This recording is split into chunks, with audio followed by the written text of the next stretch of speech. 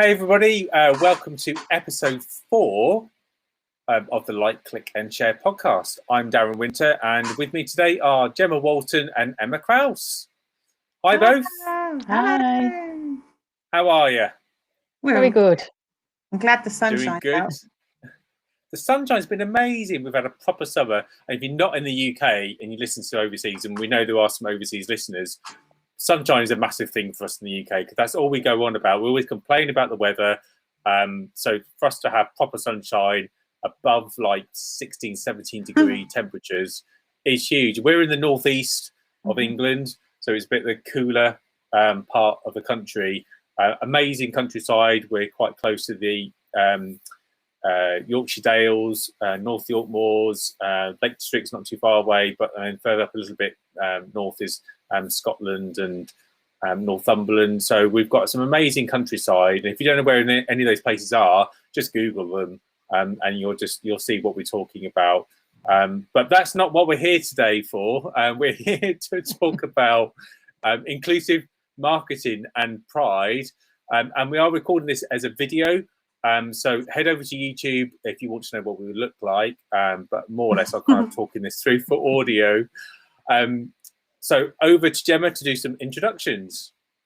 Okay, so if this is your first time listening, I'm Gemma, and we all work in marketing and communications. So whether that's as business owners, freelancers, and we're here to talk you through the latest big topics in marketing and how they can grow your business, whether you're freelance, business owner, or just interested in how marketing can help you. And I'm Emma, and I'm here just to say a big thank you for listening to us, and we always hope that you think that this is a helpful podcast and it's interesting. We'd love to hear your comments and your questions, and all your feedback is always really welcome. So just email us, or you can email me at emma@jucodigital.com, and you can find us in all the usual places on social media, Twitter, Facebook, Instagram, LinkedIn, and also now on YouTube.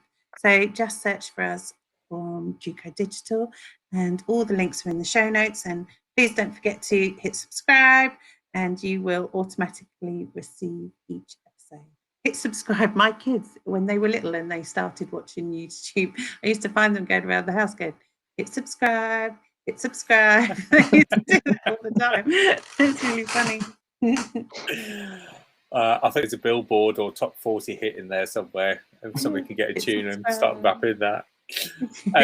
So like we said, the topic of this episode is pride and inclusive marketing. It's Pride Month. So we're going to be covering 3 questions. So who's doing pride and inclusive marketing well? How has inclusive marketing changed? And how to continue doing pride when it's finished, or how to continue doing inclusive marketing. So let's pick up. Emma, let's kick off with you. So who do you think's doing pride and inclusive marketing well right now?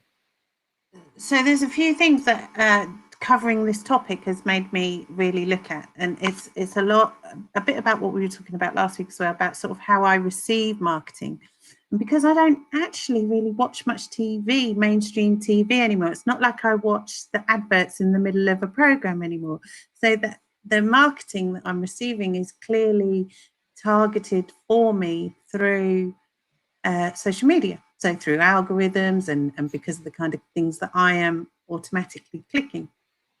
So that made me realize that I had to be honest, go and look for some pride marketing, because it's not being served up to me. And I think that's an interesting point from the beginning. So companies are not thinking that I'm interested in it because maybe I don't fit into any of the groups. None of my social media profiles has so far placed me in any of the groups.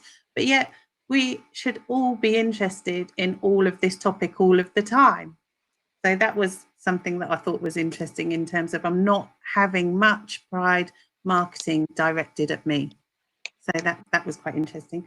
But so I did go looking for it, and I found Gap. And Gap are just brilliant, and they've done lots on Instagram, not just they've changed their profile, which other clothing companies have changed their profile, but then made no mention whatsoever in any of their content to Pride. They've just stuck a rainbow on their logo. I think it's really good. I'm going to see Gemma nodding there as well. Do you want to come in there, Gemma, on that? Yeah, I think it's really interesting. I think there's still a lot of companies and brands out there who have made no reference to Pride Month at all. So nothing. There were, I mean, a lot of people now for a long time have changed their logo when it's been Pride Month. But I know I've been looking around recently, and there's a lot of companies that haven't made a post about it, haven't changed their logo. I think it's important that it's not just a logo change. I think it's important that it is content as well, but not just content throughout Pride Month. Some campaigns that I think have been really good, and these are probably a little bit more historical, so not necessarily from this year. I touched on it in the last episode about the Starbucks, the transgender one, the changing of the name and people's stories. When I was in Dublin a couple of years ago, because I go there quite a lot, there was a Dublin bus campaign, which was the Long Road to Pride, where they interviewed older LGBTQ members, and they talked through like their journey, and then some younger members went in and spoke to them and asked them if they would go to Pride like with them, and it was just a really nice story. The videos and stuff were shot really, really well. I think we touched on it last week, or the week before, Procter and Gamble. They do a lot of stuff with like Dove, Google with their Pixel 2 phone, Coca-Cola, I think historically for years and years have been very inclusive with their marketing. With the I'd like to buy a world of Coke, so that wasn't just about LGBTQ, but that was about other forms of inclusive marketing. And I think Microsoft as well have done quite a lot recently that hasn't just been LGBTQ, it's been more inclusive. I think around the one that I saw, I think was around like disability and people being able to use like their gaming controllers and stuff. So I think there's a lot of companies that are doing it well, but I still think there are companies that need to do more. There are still companies that aren't doing it well, but I think there's an issue around like people want the business to be genuine, so it isn't just a post here and there. They want to know that the business is inclusive as well, so they want to say that they're represented like on the senior management team, that they're represented on the workforce, that the LGBTQ staff members feel inclusive, the people are using the right pronouns for people, they're using inclusive language, they're using inclusive images, it's not just like stereotypical. And I think as a consumer, you want to see like everybody represented, but I think that there still is the chance for a business to get it wrong and a company to get it wrong, because in some cases companies have never marketed like this before. They've never like marketed to everyone and being inclusive, but then obviously there's the whole thing around when they do get it wrong, is the apology a genuine apology, or is it just an apology for like a PR exercise? So when you look into it further, is behind the scenes, is it a business who truly is inclusive and LGBTQ friendly? I think the topic itself is so like broad, and there are so many great campaigns out there, but I think it's important that there's more of it. Yeah. It's interesting that you picked up on Gap, Emma, because really in years gone by, they were kind of seen as one of the pin-up diverse sort of global brands, as it were. I can still see the adverts now, going back sort of 20 or 30 years ago, when you had, the equal mix of like men and women, and then you had like skin colors and about kind of like customizing your clothing, all of that was in. So it's interesting you've picked that back. How did you, or why did you pick Gap as an example? Was it somewhere that you normally shop, or is it just something that jumped out at you? Yeah, we do use Gap a lot, and also when I went to have a look at what they were doing, they're reclaiming. They've done great graphics, and they're really using their platform effectively, I think, more than just posting a rainbow. So when we get to the how has it changed, I'm really interested in how these brands have this platform, massive, huge platforms that they can use to elevate conversation, like Gemma was saying about, to show that not just that they're inclusive of these people, but they're using their platforms to make change, to normalize, if you like, to be inclusive, to that it is just normal part of their program. I think their marketing needs to be to show, yeah, what are you doing to support? So Sainsbury's have banners up that say we support LGBTQ. How do you do that? It doesn't tell me anything. You've not marketed to me what you're doing for that group of people. You're just telling me that you're putting some rainbows up. But Gap have used their whole platform. They've got 6 influencers from a broad spectrum, massive spectrum of people, and it's just all about. They've done live events. And then there is a swipe up to shop this look. So they're staying in their lane. They're still selling clothes, which I think is also really important. They're not pretending that they're doing anything else, but they've used their platform to educate people, and they've educated me. So there's an influencer on there called Sakima, who's talking about multi-dimensionality, and that's not something I'd like to consider myself quite woke, and so I would probably know that exists, but through Gap's marketing today, I've absolutely been able to consume that and learn a bit more. And they've also, I was really pleased to see them use an influencer called Kelsey Ellison, who's disabled, and she's also done that. And then there's a whole, still buy Kelsey's t-shirt. They're not I really like that. They're not pretending they're anything else. They're still trying to flog their gear, but they've just done it in a very purposeful way. So I just thought it was a very good example of inclusive marketing. So interesting, like what Gemma was saying, that she felt that perhaps there was less people, or maybe sort of certain profiles that weren't sort of engaging with Pride Month. So do you think, is that different to previous years, and why do you think that might be? I don't know. I mean, I just think historically, I think possibly that businesses are scared of getting it wrong.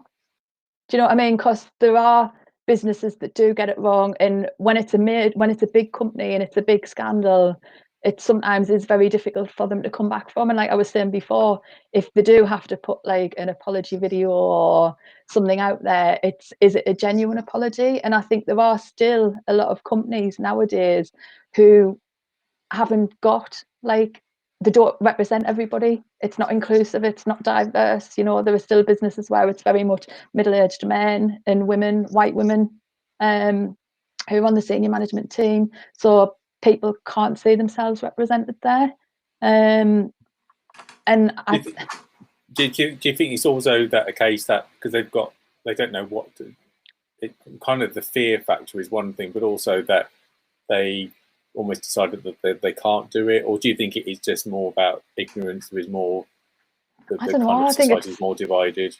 I think it's hard. I think it's difficult. I think sometimes businesses want to do more, but they don't know how, because those like members of society and whatever, they're not represented. They're not part of the workforce. They don't know where to go to look. They're not supporting like charities. The staff don't feel welcome.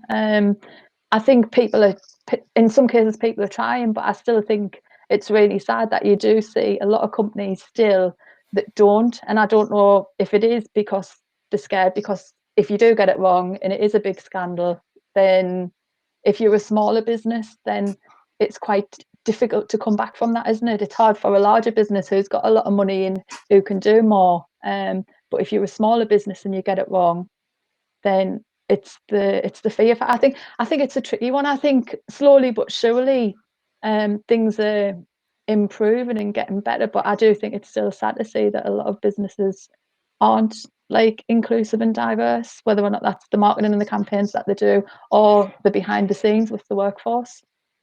What do you think, Emma? So in my day job, I have a very small business, and I think inclusive recruitment in this area can be really difficult, and we don't have a recruitment policy that's with any sort of agenda, and so that's difficult. And so in my marketing, I have done one post just saying happy Pride to all, and I think I am quite concerned that people would think I was just kind of virtual signaling, that it, you know, I make neon lights, so what's that got to do with Pride? And that I don't discuss other, you know, I don't often discuss other campaigns. And so maybe that's been my hesitancy, maybe that's been my like how to do it well, and to help. It would be really cool in this conversation if we can help small businesses be effective with that, not, you know, so they don't feel that they're just kind of rainbow washing. I could just stick rainbows on everything, but what does that mean, you know? And how can a small business like mine be effective, be purposeful, and you know, obviously it is like Up North's values, and obviously it is my values, but how can I do a good job of communicating it, you know? Yeah. I think it's a big challenge for a lot of small businesses that don't have experts in this field. It's just people like me that have learned a few skills as they've gone along. So how can we help small businesses kind of dip their toe into this, or to find their voice, I suppose, naturally? I think I'm answering my own question. So I know the answer to this. This is all about the being genuine, isn't it? And talking in your own words, and that those values will come through, which is why we love social media, because it gives small businesses this platform to show that that side of themselves. And we are going to pick up your question because I think that's how we're going to conclude this episode. We're going to be talking through how people can do this, and how it's not just about Pride Month either. It's not just about June. It's all the year round. So we're going to talk through examples where we feel that can be done. So one of the biggest problems when it comes to larger businesses is that there's often quite examples we see in the media where maybe employees, you know, we're talking companies here that employ maybe hundreds, if not thousands of employees. So let's make that kind of a bit clear. So, but there's the examples where the media might cite where somebody's had a bad experience. So I was just reading just before we came on to do the show today that a particular financial institution, one of their employees refused to change the gender name of somebody who changed their gender because they didn't feel they looked like the gender they were referring to. So this obviously gave a bad impression, and then the brand, that particular financial institution, were obviously trying to celebrate Pride on social media, and then that caused a bit of a backlash.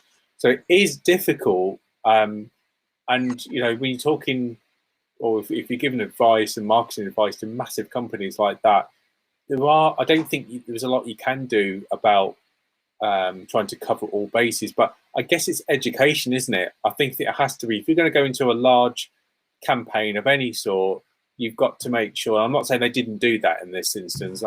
They may well have done, and the employee may have decided just to go their own way with whatever they said. But I think that maybe is just one way that perhaps sort of much larger companies and maybe much bigger brands can still be sort of helping the community on a particular topic, or helping employees understand why things are important. Maybe also being stronger in their selection process, and not employing people that don't hold up to a company's values. Going back to how things were sort of maybe 10, 15 years ago, where the managers were listening to people on the shop floors about how they're interacting with customers. We always get bombarded for feedback on our receipts and bills and invoices and things like that. But I think actually there's nothing wrong with actually trying to do real physical listening and monitoring, and checking your own staff, doing your own mystery shopping. Those may be other examples. You could even do that in your own small business. Even if you only employ 2 or 3 people, there's nothing wrong with saying to a member of your family, here's 3, 4 questions, please pretend to be a customer, ring up, ask them these questions, and let me know what they say. That's a really good, it's very low cost. It's an easy way to monitor, how long your phone rings and the responses that you get. But I think I just want to acknowledge that it is hard. And I'm a gay person myself, so I could talk from from a gay background. I think sometimes I personally feel that there is a bit of a competition between a lot of the brands about who can do a much better experience. And I do think this year, for the people that are more engaged in it, like I'm talking again, much larger brands or much larger organisations, it is more revolved around selling, even though they're trying to get celebration across.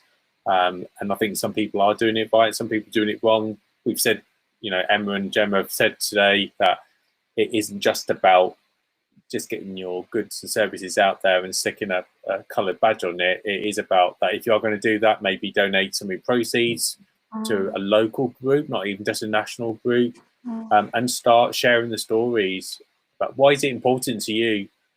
But interestingly, then you've got the other side, which is what Gemma's picked up, that if we don't if you don't get involved, then that's also a concern. That do you not share the values of what's going on around you? People don't always understand. It's just too busy. It can be like you need to be sort of sharing. So I think it is difficult. The message is quite mixed. We're saying, if you're going to get involved, make sure you say something. But if you don't get involved, then you look like then you're ignorant. So I think, what's the advice there, guys? What are we saying? I think people just want to see it like genuine, and I think small businesses might be a little bit more afraid, like I said, of getting it wrong, whereas larger businesses have got big teams, there's more staff, so there's more chance that their workforce is going to be more diverse, whereas smaller businesses don't have that. But I think there's a lot of businesses that still don't think about the tone of the social media posts that they put out there. They don't use inclusive language. They don't use positive images. There's still a lot of businesses out there, and you look at the imagery that they use on social media posts or even on their website, and they're not inclusive. They tend to be more like white middle-aged men and women that are not reflective of the world, and it's about using positive images. It's about showing everybody, but not like in a stereotypical kind of way. People don't just want to see a woman in a kitchen. They don't just want to see a woman as a cleaner. They want to see like positive images. They want to see a woman at the top. They want to see like lots of different things. And I do think with smaller businesses, in some cases, it is the fear factor about getting it wrong, because if they do and it's so wrong, it can have a real like negative impact. I think it's a hard one though. I think it's a hard one to get right, because in some cases it's the same with lots of other things, isn't it? You're damned if you do and you're damned if you don't. People are always going to say something, but I do think it's important that everybody is reflective and everybody looks at somebody's marketing and everybody looks at somebody's business and they feel like a sense of belonging there. They don't just think, oh well, that business is just putting that post out, but when you look behind the scenes, they don't do any charity work. The staff that work there don't feel included. They don't have a diverse team on the senior management team or on the board. They don't practice what they preach. It's just all for show. But then I think people know that, don't they? You do know when a business is being like genuine or not, because that's a big thing now for businesses to work with other businesses, isn't it? They want to see that business's values, the business ethics, what they do in the community to support. That's a huge thing now for everything. So hopefully things are changing and you will start to see a lot more of it. I just think there are some businesses out there that are just not doing anything, which I think is really sad to see. And I think you kind of touched on there. Sorry, we'll come to you, but I'll just say, just corporate social responsibility. If you don't have a policy for that, then it's not difficult. You just need to go out and do it. You don't even have to write anything. It's just about volunteering in the community, get involved in groups that you can't associate with, and doing something. So that's another takeaway from today. Something positive you can do. Sorry, Emma. No, really that. And it sort of quite challenged me to think that you just have to start small, and loads of other people just start, and I'm sitting here thinking, oh, I can make a rainbow, I could do that, I can write love is love in neon, I could do that. Do you know what I mean? And like, and you've just got to do it. And I suppose I was afraid of the judgment that people would think I was only doing it for Pride Month. Suppose that's a bit irrelevant, and maybe Pride Month is about focusing everybody's agenda, and June is owned for that as an opportunity to promote everything that needs to be said, not just to make some cash, but to broaden that conversation. I know that my children have been doing it in secondary school and having conversations about things around that. So owning June as a month to promote all of this is good. And so like up north, for example, should just put it in our calendar and just do something and not be afraid to step out, because it's not been as difficult for me to make a rainbow as it has been for some people who have had to really lead social change. So really, why am I as a small business that worried about it? It's silly, really. But I think it is like you said, it's a bit of fear of the unknown. It's about, well, what do I do? What do I post? You write one post, like, well, how are you going to follow that up? But also, it's just about sharing other content. You don't, you know, that's another action point. If you haven't got your own content, there's loads of people out there doing really great stuff. So just, you know, spend 5-10 minutes, use the hashtags to find the posts that help. It could be your customers, it could be your clients, it could be other bigger brands.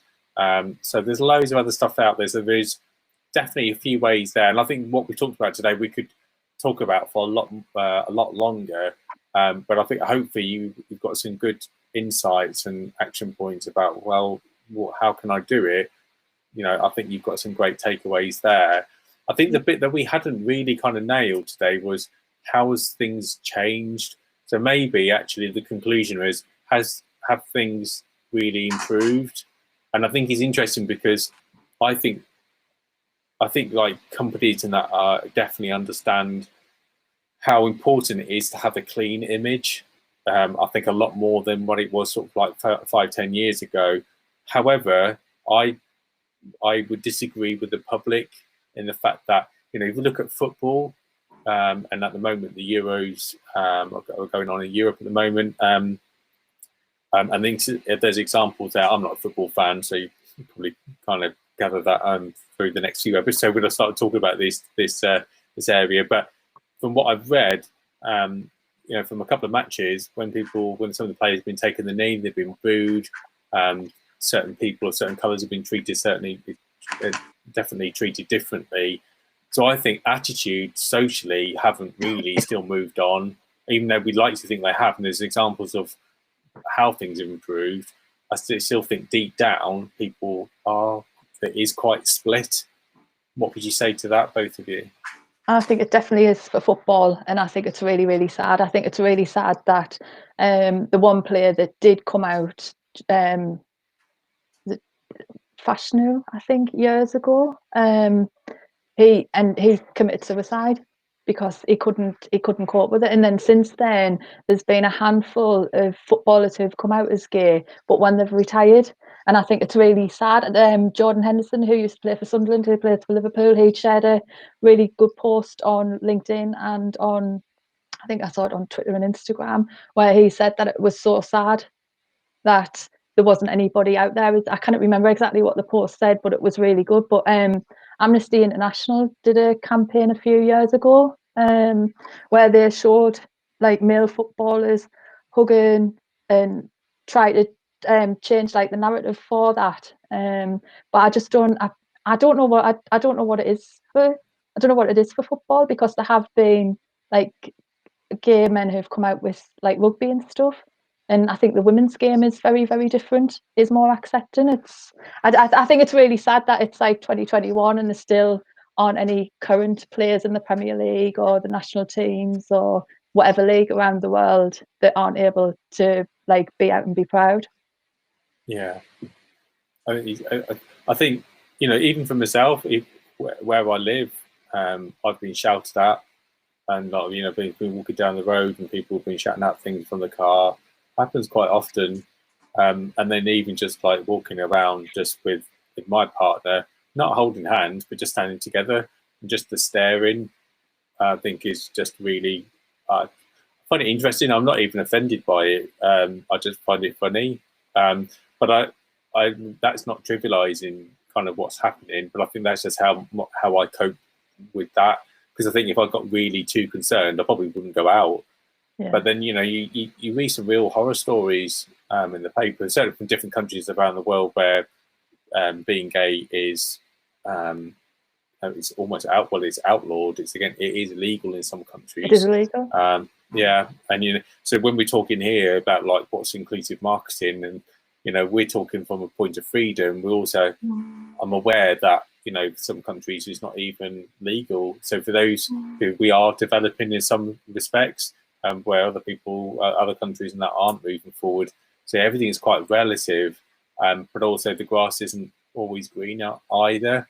And I think that Western countries just do a very good job of hiding things, and amongst all the other news that's going on, you know, what we find is really important. There are some of these types of stories that, you know, go slightly unnoticed in Western countries and other parts around the world where, you know, people are, you know, really treated. I'm not going to go on too long about this, but I think it is important to, because I think people listening to this will say, well, what about this and what about that?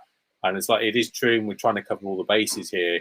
But it is, I think it is about understanding, you know, if you go back to the 50s and 60s, where in the pubs in America and stuff, you know, the bars where police used to come in and drag people out, that's not happening anymore, thankfully.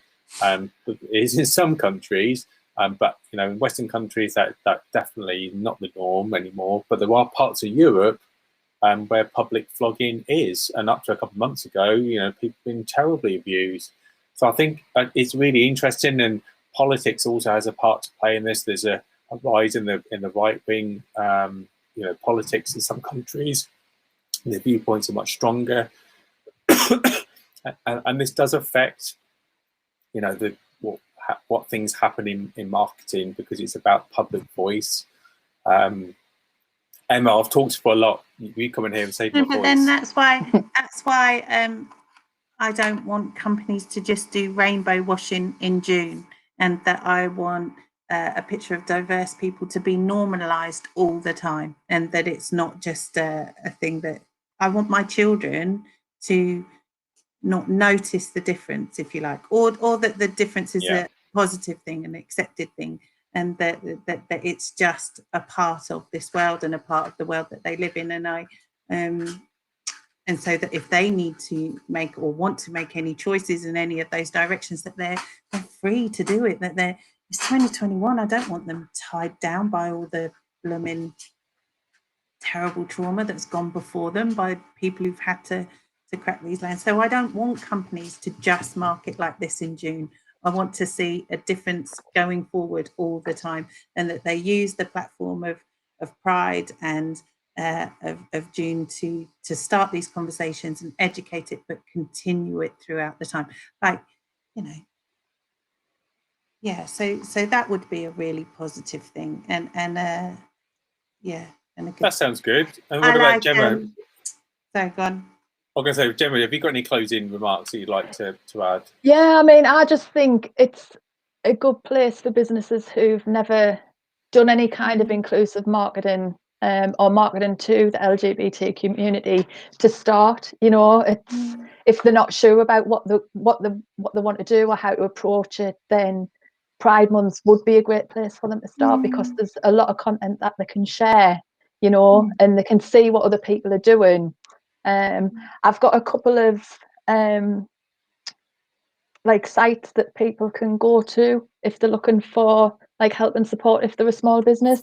So that's brilliant. The Human Rights Foundation, they've got a guide for LGBTQ best practice for marketing and advertising campaigns. We've shared it on our social media, or if we're having it's coming up. Because I know that I've got it in there, but I'm not. I think it's already been out, because there's only I have to start them from tomorrow, so I think it's already out. The other one is Website Planet. they've got a guide to success in the LGBTQ market for 2021, and that's based on a lot of research that people have done. There's also, I think it's Ads of the World. Now, I know that we've definitely shared this one, Ads of the World, which is a website that will show you for the last, however, 3 or 4 years, examples of good LGBTQ campaigns.